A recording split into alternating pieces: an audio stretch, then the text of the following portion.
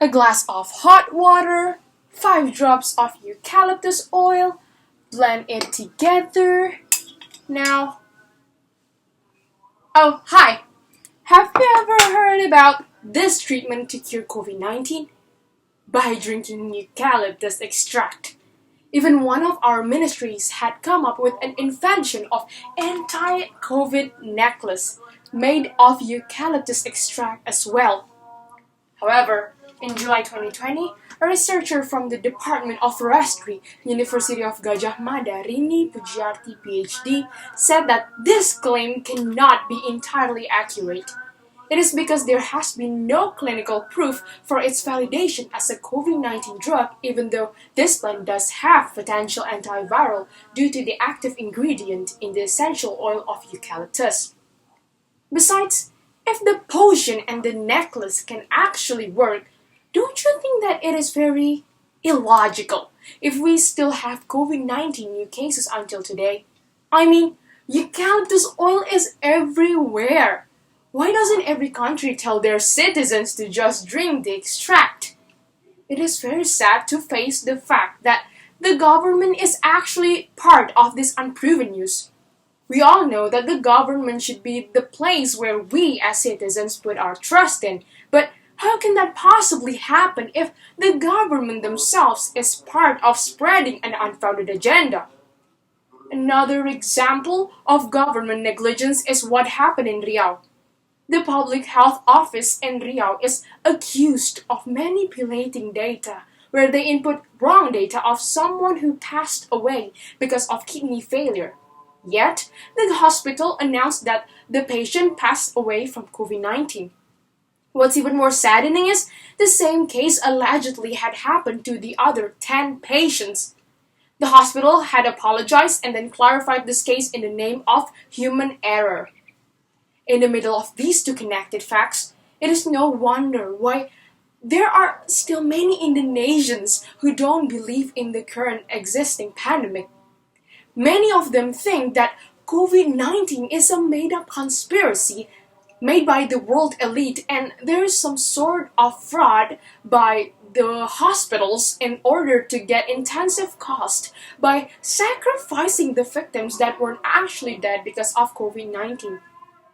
In the era where news spreads easily, the government, as one of the major sources of information, should be very wise in making policies. The two cases that I already mentioned are examples of why the public often have trust issues towards government policies. Ladies and gentlemen, a recent survey by Indonesia's Health Ministry in July 2020 has found that many Indonesians do not believe that COVID-19 exists and that many have challenged the call to adhere to health protocols. A significant number of Indonesians believe that COVID-19 is a conspiracy, according to Doni Monardo, head of the National COVID-19 Task Force.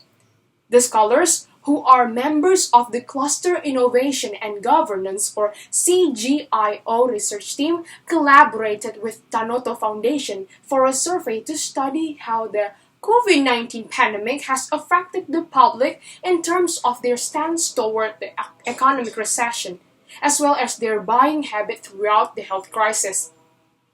The survey was conducted from September 14 to 30 with 772 respondents from Greater Jakarta. University of Indonesia spokeswoman Amelita Luisa said the result shows that 21% of the respondents, or 150 people, believe that COVID-19 was a conspiracy created by members of the global elite.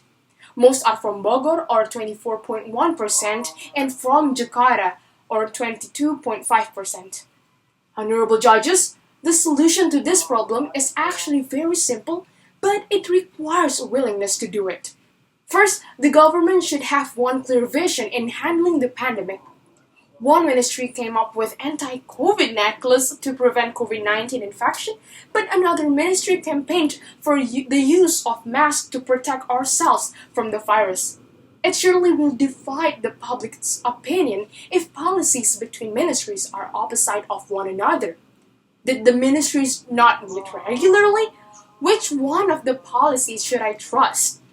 Our nation is currently in a dire situation where the people depend on the government more than ever. Therefore, it is crucial for the government to have one vision in handling this pandemic so there are no different stances among government officials. Second, create a national COVID-19 database system. Isn't it surprising that within 10 months of the pandemic, the number of COVID-19 data presented are not real time? It is even more jarring to find out that the central government reports different number of COVID-19 cases with the regional government. The difference in the data presented that can mislead the public. Therefore, an integrated database system is crucial so that for each data inserted doesn't have to be verified and approved manually by the Ministry of Health. A one-way and real-time COVID-19 data system could avoid mistakes in this process of data input. Above all the problems and solutions, we have to keep in mind that before there is a vaccine that actually works, no one can prevent COVID-19 from spreading but ourselves. We play the biggest role in this battle. We have to open our eyes and be aware of this pandemic. Just because it doesn't happen to us doesn't mean it is not real. The safest thing to do right now is to stay at home. But if you have an urgency to go out of the house, I am suggesting you to remember mancing. This word stands for mask, sanitizer, and physical distancing. Please make sure you remember to bring your mask, hand sanitizer, and don't forget to do physical distancing when you are in the middle of the crowd. Well, let me end my speech with a quote. You may not be able to control every situation and its outcome, but you can control your attitude and how you deal with it. I am Ruth Emanuela from the Indonesian Police Academy. Thank you so much for your attention.